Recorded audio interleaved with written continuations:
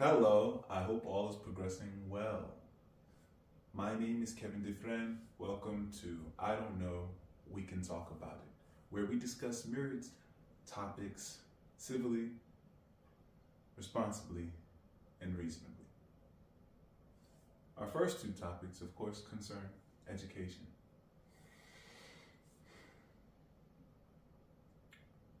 Dress codes. Enforcing dress codes. What is one to do to be sure that one is not invading one's personal space, private, anything, whether that be emotions or a scar. I think when a conversation about dress code comes to the table,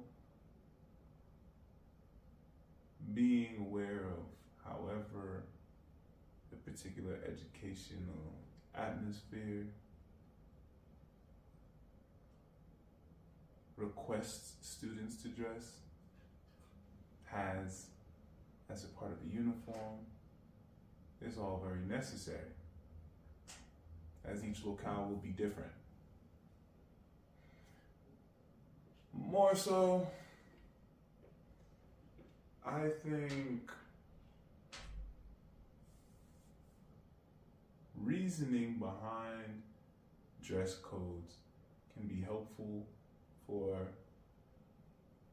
any student that might have to deal with why I have to change my clothes, why I have to make an adjustment with my attire.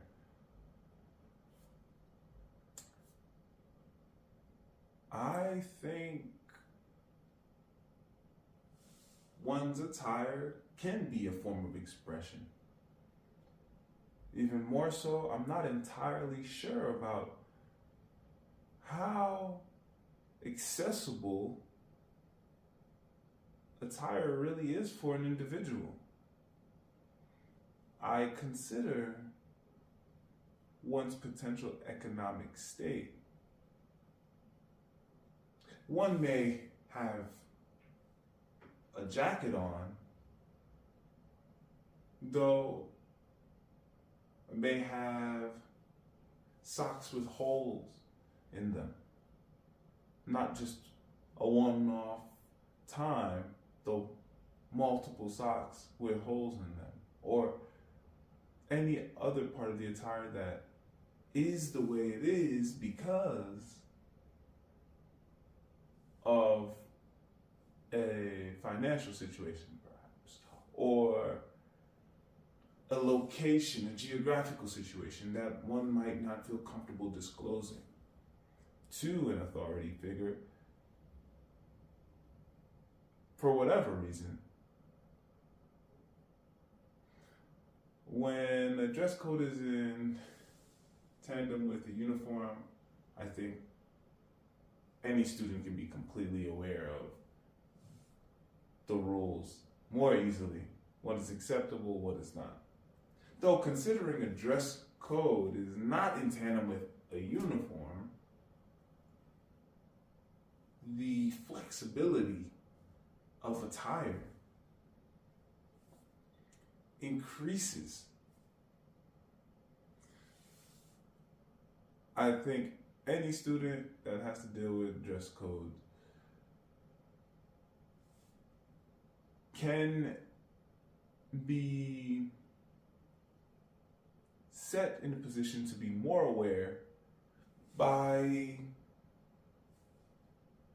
cues, indication throughout school, in a classroom, as just a reminder of what rules or portions of a dress code the school really feels needs emphasis.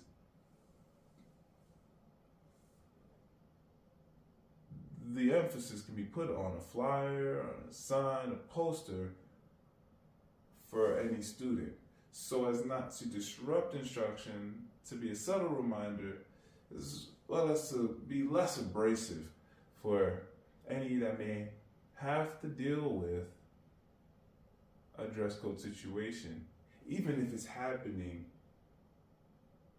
because a student just simply doesn't remember, though might have a change of clothes immediately on hand because of being in a rush that morning, or because of having a sleepover the night before.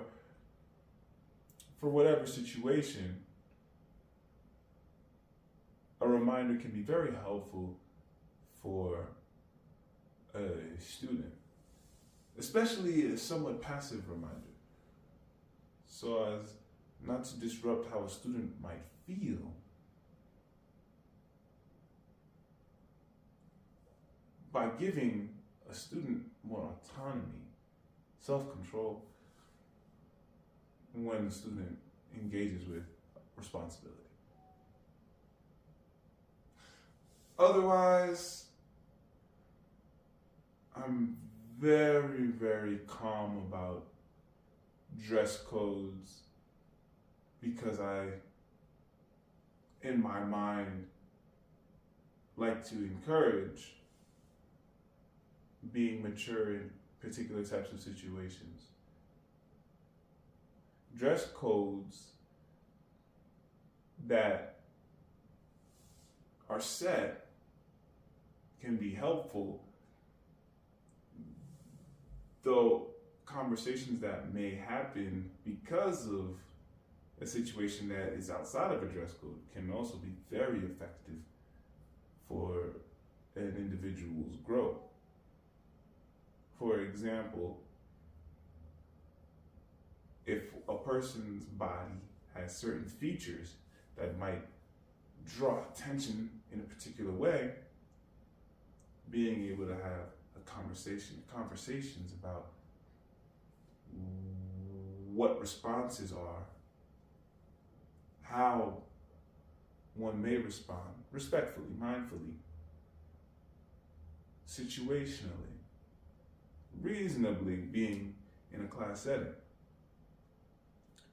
I think conversations of the sort can really bring students to an awareness, more than one awareness, of not only benefits of being in a classroom, having mature individuals being guides, though also knowing that conversations around attire have a lot more extending from them than simply any authority figure attempting to mitigate one from choosing to wear whatever one wants to wear. Of course, I do feel as though fair appliance needs to be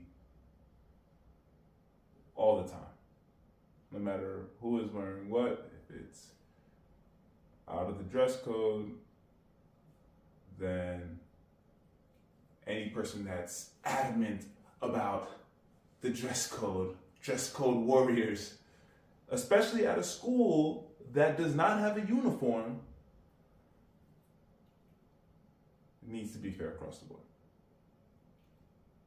Into our next conversation.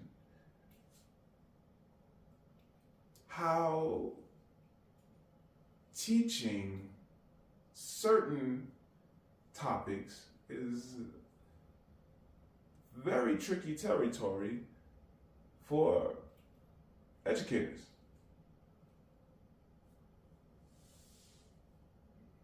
Considering laws affecting what topics to certain degrees can be in discussion in a particular state, in a school,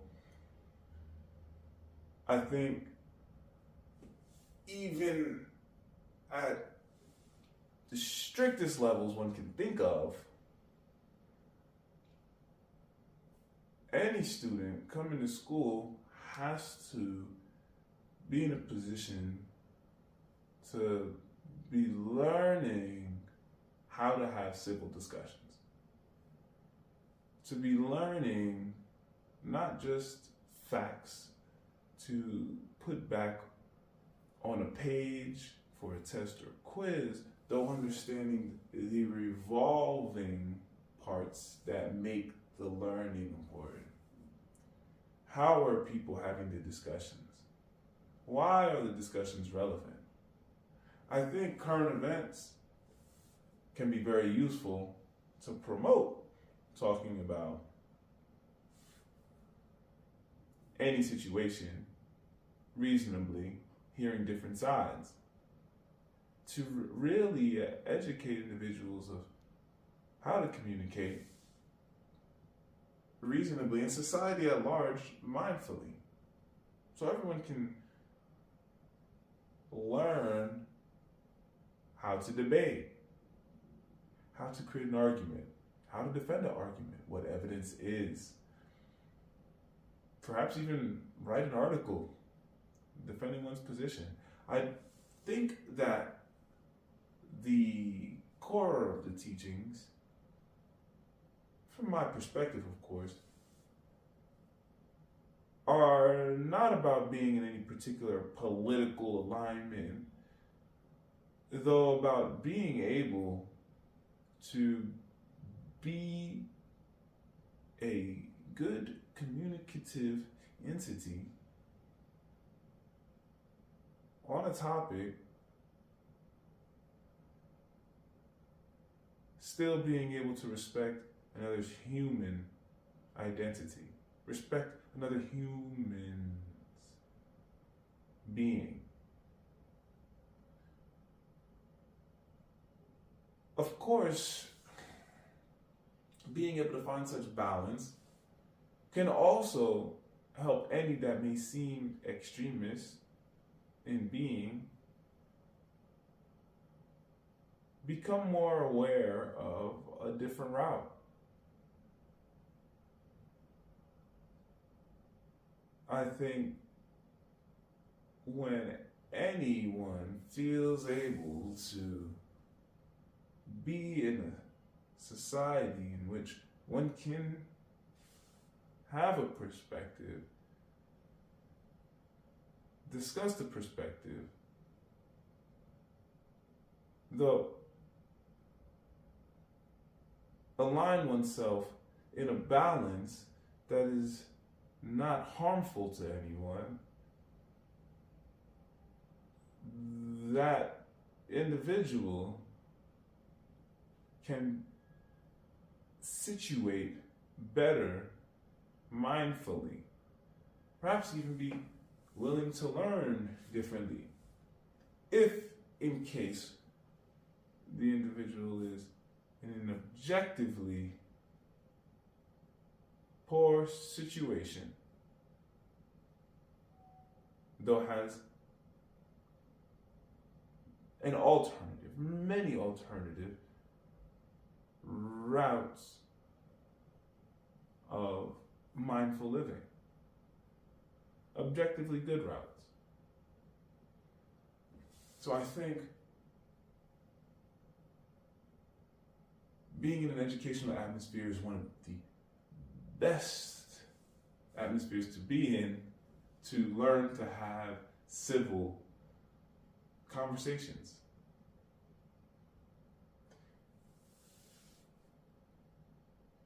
Especially considering the conversations are in person, at least can be, and allow for feelings of variety, though not in containment, though through mindfulness, guidance, and responsibility, especially for the youth, the growing, because learning to have good conversations, civil, reasonable conversations, can help open one's communicative skills, especially considering the communicative channels available for individuals to continue growing to understand whatever one is trying to understand. All right, we're going into some origami. Now, the origami swan requires a fold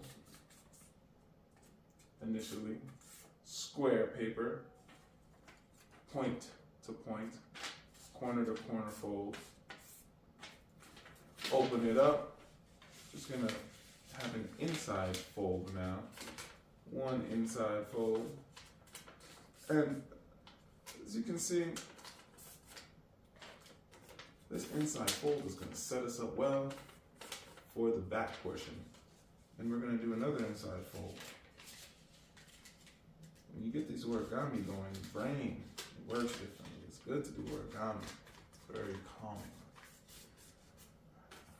And also a contributor to spatial development. Long-term benefits. All right, like reading a physical book. So we're gonna take this fold here and we're gonna bring it back. And just to show at this point here, we have 2 points here, so I want to show them. We have the first fold, of course, that helps us get to the second fold. So we have the full half fold. You can still see it. It's there, right there in the middle, right? Then here we have the initial fold after that. The second fold is bringing it back. So we're going to bring it back. Okay? So we're bringing both sides back. So we go point to point.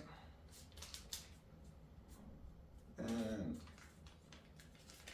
then we just bring our folds in. And voila. As you can see, we have our pieces. Now we're going to fold them in. So just fold them in. The part that we want to fold in is the back part. So it already folds in naturally. So no need to go against that initial fold from the very, very beginning versus that secondary fold. And of course, oh, we got an airplane. Now what we're going to do though, to get this one really going, is we can bend it up, pick an end. So we're going to bend up this portion here. And of course, we're going to just, after you see that bend right there, we're going to open it up. We're going to take our finger here. Okay. We're just going to open it. Oh. So here's what happened. I took it, I folded it, and I just have to bend it. Okay? Okay. Voila. Now, you can see this fold is complete. I'm gonna bend the head a little bit here. And here I go. Now, you can also do a double bend if you want to have a bit of a swan hood. Okay? Ooh. There you go. And here's our swan. Look at this. Look at the swan. All right. On to the next topic here. And I really enjoy talking about reading a physical book. The book we're going to discuss today by Dr. Nita. Dr. Nita's Crash Course for Women. Better sex, better health, better you. Dr. Nita is bringing to the table a lot of up-to-date information about health concerning women's bodies, though concerning women in relationship, catering to individuals in relationships. So the text is not just for women. The text is quite empowering. I enjoy reading texts of the sort because, well, I think of how my romantic life partner might develop, how I might be able to better contribute to my romantic life partner's life. And Dr. Nita acknowledges that more research is necessary to ensure that women's health continues to develop and grow properly. With more data, the future will be looking a lot healthier. I like how Dr. Nita uses her experience as someone not so open to much of what she discusses, then blossoming and succeeding in her blossoming. I think the text is very valuable, especially considering the text is offering guidance on how to find a doctor suitable for one's health, how to navigate information about a doctor to ensure that one finds the right fit. Plus, the text offers a lot of personality. I'm not familiar with her media personality aside from the text, though I think the story is working in multiple parts in connection with her memoir-like style. The information is useful to apply, it's relevant, acknowledging other professionals as well in her field. I like the familiarity of the research that she mentions, because researchers in conversation can benefit not only themselves but others by sharing from the field. I like the format of the text. I think the text is really easy to navigate, to each one's own concerning the term easy. The organization is clear and one can pivot from where one needs to from each topic from a referential perspective when one is done with the book. Thank you for joining me for another episode of I Don't Know. We can talk about it. Onward and Upward. Kevin Dufresne.